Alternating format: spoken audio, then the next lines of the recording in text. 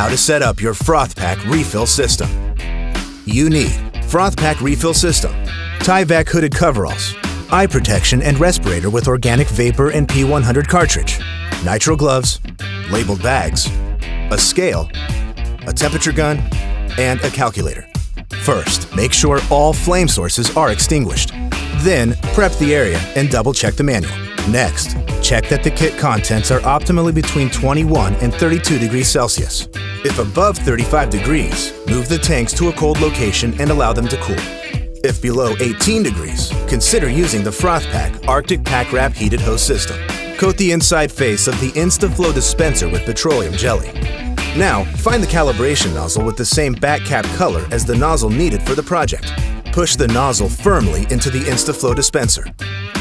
Point each tip into separate bags and fully depress the trigger for 5 to 10 seconds.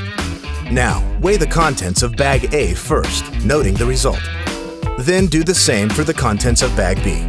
Divide the weight of bag A by the weight of bag B to find the ratio of the mixture. 1.05 to 1.15 is the ideal ratio for optimal reactivity. If the ratio is below 1.05, increase the kPa of the red ISO tank.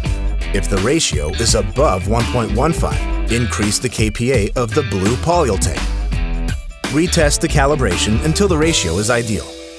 Once calibrated, remove calibration nozzle and insert matching spray nozzle.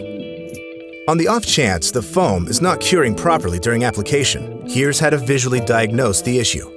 Examine the foam. If it's brown in color and friable or brittle to the touch, then it's getting too much ISO from the A tank.